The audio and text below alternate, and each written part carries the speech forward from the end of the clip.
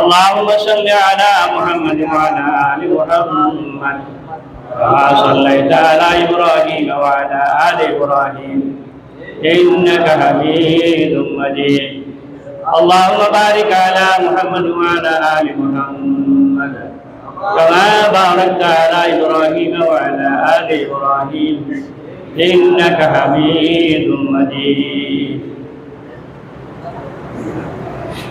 আল্লাহ পাক রব্বুল আলামিনের শুকরিয়া আল্লাহর ভাষায় আলহামদুলিল্লাহ।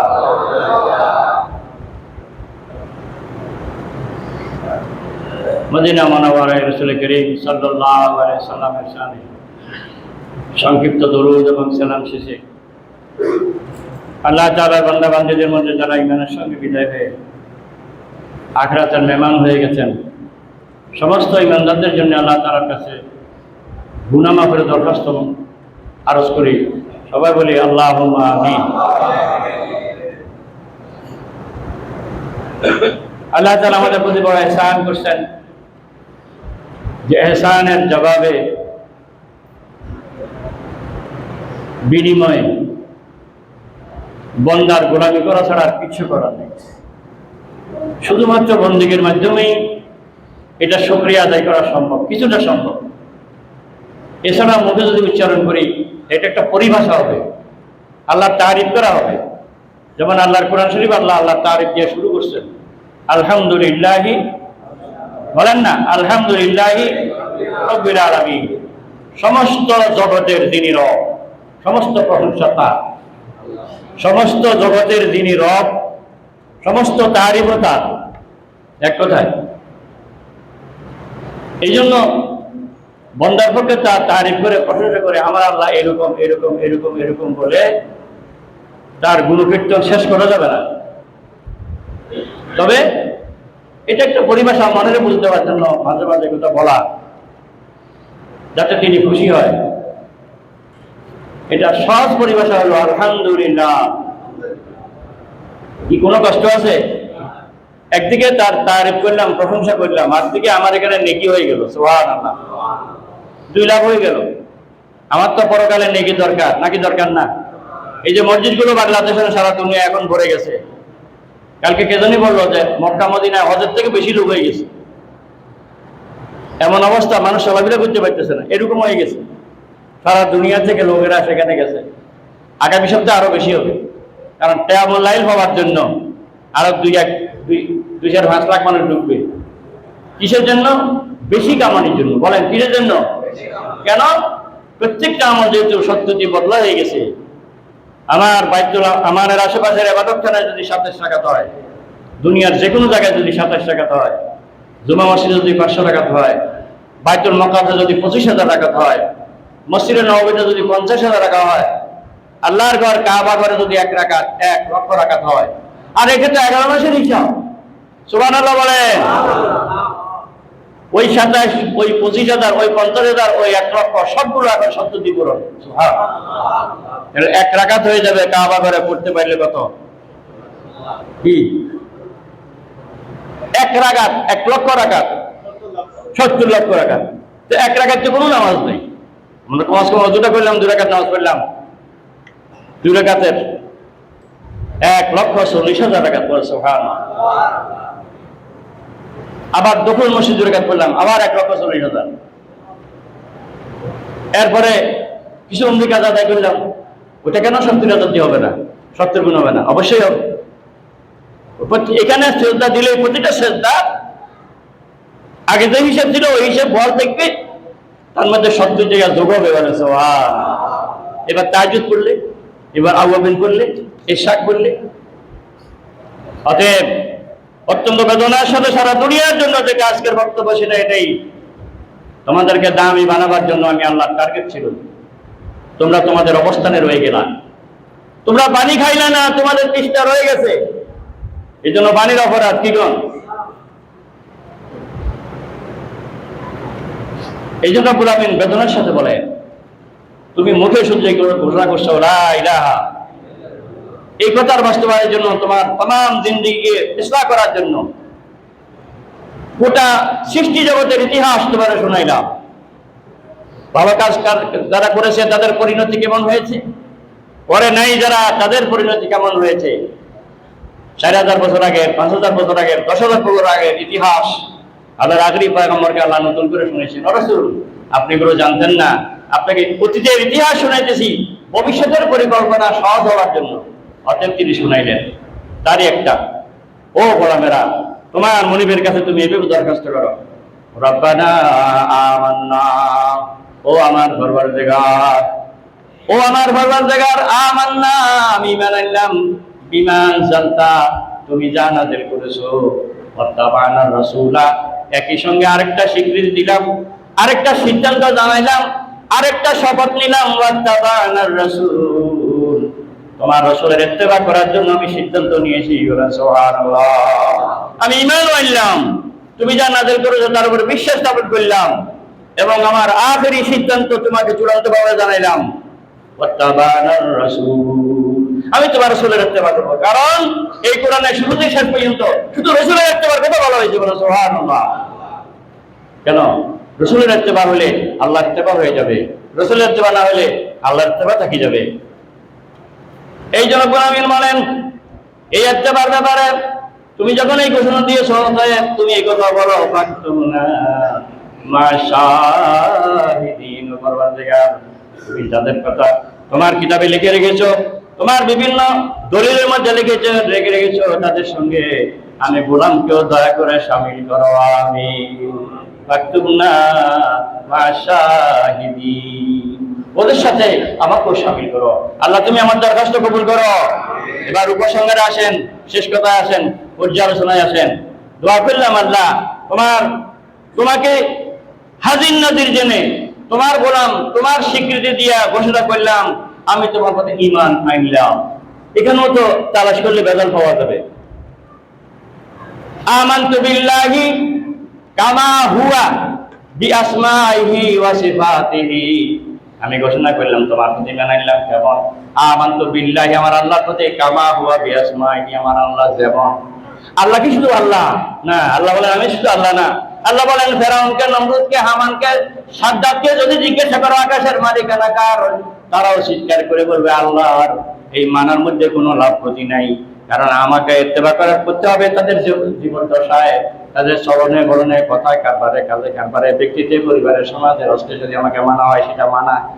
আসমান আল্লাহর, একথা বললে কি না বললে কি, বিশ্বাস করলে কি না বললে কি। এই যে বলবেন বলেন, এই যে বললাম ও পরওয়ারদিগার আমি বিশ্বাস করলাম তোমার প্রতি এবং তুমি যা নাযিল করেছো তার প্রতি। এবার বলেন তুমি যা নাযিল করেছো, একথা বলে কিছু বাদ থাকে আর? এই জন্য পরওয়ারদিগার সূরা মায়েদায় আল্লাহর পয়গম্বরকে স্পেশালি দিয়েছেন, ইয়া আইয়ুহার রাসূল বাল্লিগ মা উনজিলা ইলাইক, ও আমার রাসূল, ও আমার পয়গম্বর, ও আমার হাবিব, ও আমার বন্ধু, আপনার আল্লাহ আপনাকে মর্যাদা দিয়েছে, সম্মান দিয়েছে, সর্বোচ্চ সম্মান, যার উপরে সম্মান নাই, কিন্তু সর্বোচ্চ দায়িত্ব পালনের জন্য টার্গেট দিয়েছে। আমি আল্লাহর পক্ষ থেকে আপনার কাছে যত ইনফরমেশন গেছে, যত খবর গেছে, আপনি কোনো খবর গোপন না করে প্রত্যেকটা খবর গোটা দেশবাসীকে জানাইয়া দেন। সুবহানাল্লাহ। ফাইলাম তাফাল, আল্লাহ রিমাইন্ডার দিলেন, ফাইলাম তাফাল, ওই রিসালাতের দায়িত্ব পালন করতে যাইয়া এই কোরআনে কারীমের একটা কথাও যদি বাদ থাকে, একটা কথাও যদি বলা না হয়, আপনার দ্বারা আপনার আল্লাহর রিসালাতের দায়িত্ব পালন করা হবে না। এই ভয় তার হৃদয়ে ঢুকেছে বিদায় জান বাজি রেখে সারা জীবন লক্ষ্য করে দিয়েছে আল্লাহর প্রত্যেকটা কথা আল্লাহর গোলামের কাছে পৌঁছানোর জন্য বেচাইন ছিলেন, বেকরার ছিলেন কিনা বলেন? পাগলের মতো মজদুর মতন হয়ে গেলেন, শুধু আল্লাহর কথা আল্লাহর বান্দার কানে কানে পৌঁছাবে। এই জন্য কেন? এই জন্য ওই ভয়ে, ও পয়গম্বর, ও আমার হাবিব, ও আমার বন্ধু, একটা কথা যদি বাকি থেকে যায় তাহলে রিসালাতের দায়িত্ব পালন করা হবে না। সুবহানাল্লাহ। এই ভয়ে তিনি 100% দায়িত্ব পালন করলেন, সাহাবীদেরকে স্বীকৃতি। ও সাহাবীরা, আমার মনে বুঝে না, আমি তোমাদেরকে জিজ্ঞাসা করতে চাই, তোমরা সাক্ষী দাও, আমার আল্লাহ আমাকে যত ইনফরমেশন, যত খবর, যত তথ্য দিয়ে আমাকে জানাইছে, আমি সব তোমাদেরকে জানাইছি কিনা?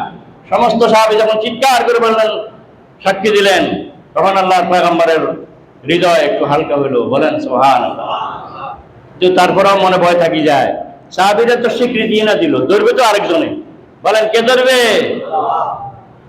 এই জন্য ভাইরা আমার, তিনি মনে মনে ভাবলেন আল্লাহ তো ধরবেন, এই সুযোগটা কাজে লাগাই ও রব্বুল আলামিন, তুমি সবকিছু জানো, সবকিছু দেখো, তবুও তোমারে দেখাই। এই যে আমার সামনে সাহাবীরা, এরা সবাই সাক্ষী দিছে তোমার গোলাম কিছু গোপন করে নাই, সব তাদের কাছে পৌঁছাই দিয়েছে। সুবহানাল্লাহ। ও আল্লাহ তুমি সাক্ষী থাকো, ও আল্লাহ তুমি সাক্ষী থাকো, ও আল্লাহ তুমি সাক্ষী থাকো। তোমার বান্দারা বলতেছে, তোমার বান্দা, তোমার হাবিব, তোমার রাসূল গোপন করে নাই, সব বলে দিছে। ওই কথাটাই এখানে আজকে আমাদেরকে শোনানো হচ্ছে। রব্বানা, ও পরওয়ারদিগার, আমান্না, তোমার প্রতি ঈমান আনলাম, বিমা আনজালতা, তুমি যা নাযিল করেছো। এবার আপনারা স্বীকৃতি দেন, আপনারা বলেন তুমি যা নাযিল করেছো এর ভিতরে কিচ্ছু বাদ দেওয়ার আছে? নেই। অতএব এইদিকে তাকাইলে আমাদের জিন্দেগির বিরাট অংশ আমরা জিরো দেখব। আমরা সব জানিও নাই, সব মানিও নাই, অথচ আল্লাহ আবার এটার সাথে জুড়ে দিলেন, আল্লাহর কথার সাথে জুড়ে দিলেন রাসূলের জিন্দেগি। ওয়াত্তাবানার রাসূল, ও গোলাম একথা বলো, তুমি আমার রাসূলকে পুরোপুরি মেনে নিছো। আর আমি বললাম, ও আল্লাহ, তোমার রাসূলকে মেনে নিলাম, মেনে নিলাম বললাম না, কিন্তু আসলে কাজে কারবারে নেওয়া হলো কিনা এটাই হচ্ছে বিষয়। আর কি করো, ফাকতুমনা মা'আশ-শাহিদিন, যে সমস্ত লোকদের ব্যাপারে তুমি সাক্ষী হয়েছো, আমাদের ব্যাপারেও সাক্ষী হও। যে সমস্ত লোকদের নাম লিখে রাখছো, আমার নামটাও লিখে রাখো, অর্থাৎ আমি যেন বিপদে পড়ে না যাই। এই আয়াতে কারিমাকে সামনে রেখে আল্লাহ তাআলার আখিরি কালামের অনেকগুলো অংশ, যেগুলো আমাদের সারা জীবন জানাও দরকার, মানাও দরকার, কিন্তু সময় সুযোগের অপেক্ষায় আমাদের জানাও বাকি থাকছে, মানাও বাকি থাকছে। মাহে রমজান সেই গ্যাপ পূরণ করার জন্য, সেই 11 মাসের কমতি পূরণ করার জন্য আমাদেরকে উৎসাহিত করেছিল আরো 3 মাস আগে। রজব মাস আসার আগে তোমরা কমর বাঁধো, রজব মাসে তোমরা নেক কাজের মধ্যে লেগে যাও। তাইলে সেই নেক কাজটা যদি অল্প পরিমাণও শাবানে জারি থাকে, আর শাবানেরটাই যদি রমজানে জারি থাকে, এটাই তোমার জন্য বেশি হয়ে যাবে। সুবহানাল্লাহ। এখন পিছনের দিকে তাকালে দেখা যায় রজবও শুরু করি নেই, শাবানও শুরু করি নেই, তাহলে গ্যাপ তো আমার পিছন থেকে। এবার রমজান আসার পরে এখনো বেদুল রাত রয়ে গেছে, এখনো 20 তারিখের পরে অনেক সময় রয়ে গেছে, এই অলসতাও আমাদের মধ্যে কাজ করে। যাই হোক, আল্লাহ তাআলার আখিরি কালামের যেদিক থেকে শুনি, যেখান থেকে শুনি, এগুলো শুধু আমাদের রিজেকের জন্য, রুহের গিজার জন্য, দুনিয়ার এবং আখিরাতের কামাইয়ের জন্য এগুলো যথেষ্ট যথেষ্ট যথেষ্ট। আল্লাহ বারবার বলছেন, একবার নয় বহুবার, হারামের বিধান, হালালের বিধান, মা বাবাকে অনুসরণ করার ব্যাপার, অনুকরণ করার ব্যাপার, তাদের খিদমতের ব্যাপারে। গতকালকে তারাবি থেকে আজকে তারাবি থেকে দুটো আয়াত আমরা খেয়াল করি। এক হচ্ছে আল্লাহ তাআলা তাওহীদের সাথে আল্লাহ কাউকে যোগ করে নাই। যত তাওহীদের আয়াত আছে সবগুলো সেপারেট সেপারেট সেপারেট, সেখানে আল্লাহর সাথে কাউকে যোগ করা যাবে না। কিন্তু দুই একটা আয়াতে কারিমে আল্লাহ তাআলা আল্লাহ তাওহীদের পাশে মা বাবাকে যোগ করেছেন। বলেন সুবহানাল্লাহ। ওয়াসাইনাল ইনসানা বিওয়ালিদাইহি, কেন মা বাবার প্রতি তুমি ihsan কেন করবে গোলাম? এই জন্য করবে, হামালতুহু হামালাতুহু ওয়াহানান আলা ওয়াহানিন। তুমি যদি ইতিহাসের দিকে তাকাও, তোমার অভিজ্ঞতার দিকে তাকাও, বর্তমানকে দেখে তুমি অতীত বুঝবা, কারণ তুমি কেমনে মার পেটে সেটা কেমনে আসে সেটা তুমি জানো না। কিন্তু এখন তারা মানে দুনিয়াতে আসছে যে তা তো তুমি দেখো, ঠিক কিনা? আমি কেমনে আসি এটা নয় আমি জানি, আমি শুনছি। আমি কেমনে আসি, কেমনে ছিলাম এটাও মনে নাই, কেমনে আসি এটাও মনে নাই, কিন্তু শুনতেছি একটা, আর একটা এখন ছবি দেখতেছি বর্তমান যারা আসতেছে তাদেরটা। তোমার মা যন্ত্রণার পর যন্ত্রণা, কষ্টের পর কষ্ট সহ্য করেছেন বিদায়। এই কথাটা কেন বলতেছি? এর পরে আজ বলতেছি ওয়াফিসালুহু ফি আমাইন, একদিকে কষ্ট করলেন আর একদিকে দুইটা বছর কষ্ট করে তোমাদেরকে দুধ খাওয়ালেন। এরপরে আল্লাহ বলেন আনিশকুরলি ওয়ালিওয়ালিদাই। এটা আমার মূল বক্তব্য, এটা আমার মূল প্রসঙ্গ। আল্লাহ বলেন আনিশকুরলি, আমার শুকরিয়ার জন্য আদায় করবে। তৈরি করেছি আমি, লালন পালন করতেছি, আমার কাছ থেকে আসা হয়েছে, আমার কাছে ফিরে যাওয়া লাগে, সারা দুনিয়া আমার, অতএব তুমিও আমার, এই জন্য তো শুকরিয়া করাই লাগে, ঠিক কিনা? সমস্ত কিছু যদি আমার হয় তো আমার শুকরিয়া করবে না, কার করবা? তুমি যা পাইছো এগুলো তো আমার। তোমার মাথা থেকে পা পর্যন্ত যেগুলো বিশাল বিশাল নেয়ামত, একটা বিকলাঙ্গ হয়ে গেলে লক্ষ লক্ষ টাকা খরচ করলে আন্দাজ বোঝা যায়, অথচ গুনতে পারবে না এতগুলো মেশিন, এতগুলো যন্ত্র তোমার মধ্যে ফিটিং করা আছে বিনা পয়সায়। এটা একটা দিক। আরেকটা দিক হলো তোমার ডানে বামে উপরে নিচে সমস্ত সৃষ্টি জগতে যত নেয়ামত সবগুলো তোমার জন্যই। অতএব আমার শুকরিয়া আদায় করবে। একবার ভেবে দেখো, আমার শুকরিয়ার সঙ্গে তোমার মা বাবার শুকরিয়া কেন এখানে আয়াতে যোগ করা হলো? ওয়ালিওয়ালিদাই, ও গোলামেরা, আমার শুকরিয়ার সাথে তোমার মা বাবার শুকরিয়ার প্রতিও তোমরা সতর্ক হও। বলেন সুবহানাল্লাহ। ইলাইয়াল মাসির, পরিণতি তো এই আমার কাছে আসা ছাড়া আমার কোনো বিকল্প নাই। ইন্না লিল্লাহি ওয়া ইন্না ইলাইহি রাজিউন, গোলামেরা আসতে হয়েছে সবাইকে আমার কাছ থেকে, ফিরে যাওয়া লাগবে সবাইকে আমার কাছে। তুমি জান্নাতি হও, জাহান্নামী হও, তুমি মুসলমান হও, মুসলমান হও, সবার পরিণতি কিন্তু একটা। এরপর আমি স্মরণ করতে চাই, রব্বুল আমিন বলেন হযরতে লুকমান আলাইহিস সালাম তার ছেলেকে নসিহত করেছেন। এই নসিহত আমি তো সারা মানব জাতিরে করে দেখেছি। লুকমানের কথা কেন আনলাম? তিনি নবী রাসূল ছিলেন না, কিন্তু ভালো কাজ করার কারণে, ভালো কথা বলার কারণে, তার অভিজ্ঞতা, তার বাস্তবতা আমার প্রশংসনীয় হওয়ার কারণে আমার কোরআনে তার নামে আমি সূরা নাযিল করেছি। বলেন সুবহানাল্লাহ। তিনি বলেছেন, ইয়া বুনাইয়া, ও আমার আদরের সন্তান, আকিমিস সালাহ ওয়া আমুর বিল মারুফ, নামাজ কায়েম করো, ন্যায় প্রতিষ্ঠার জন্য চেষ্টা করো, ওয়া নাহি আনিল মুনকার, এবং অন্যায় প্রতিরোধে সচেষ্ট হও, ওয়াসবির আলা মা আসাবাক, যত রকমের মুসিবত আসুক সব মুসিবতের দৃঢ়তার সাথে মোকাবেলা করো, সবর করো। ইন্না যালিকা মিন আযমিল উমুর, এই ধৈর্য ধরাটা আসলে কঠিন। আল্লাহ তাআলা মাহে রমজান দিয়েছেন ধৈর্যের সবক হাসিল করার জন্য। এই জন্য আপনাদের খিদমতে আমি একটা ছোট্ট হাদিস পেশ করেছি। ক্বালান নবী সাল্লাল্লাহু আলাইহি ওয়াসাল্লাম, লাইসা শাদীদু বিসুরা, দুইজন বলবান বীর যদি মোকাবেলা করে, বলে তোমার শক্তি বেশি না আমার শক্তি বেশি? কুস্তিগীর যদি কুস্তির মধ্যে পরাজিত হয় অথবা বিজয়ী হয়, একজন আর একজন বলবে তোমার শক্তি থেকে আমার শক্তি বেশি। আল্লাহর পয়গম্বর বলেন এটা বিজয় নয়, এটাকে আমি বিজয় বলি না, এটাকে আমি বীর বলি না। ওই ব্যক্তিকে আমি বীর বলবো যে কঠিন কঠিন পরিস্থিতির মোকাবেলায় ধৈর্য দিয়া মোকাবেলা করে, অস্থির হয়ে যায় না, তার ধৈর্যের চরম পরাকাষ্ঠা দেখাইতে পারে, সেটা হলো উত্তম বীর। বলেন সুবহানাল্লাহ। লাইসা শাদীদু বিসুরা, ইন্নামা শাদীদুল্লাযী ইয়ামলিকু নাফসাহু ইনদাল গাদাব। এই শিক্ষা রমজানের শিক্ষা। রমজান আসে, রমজান যায়, আমরা যেমন ছিলাম তেমনই থাকলাম, এই হচ্ছে ব্যবধান। এই জন্য রব্বুল আমিন বলেন, ও গোলাম, কিয়ামতকে ভয় করো, আদালতে আখিরাতকে ভয় করো, ওই পরিণতির কথা ভয় করো।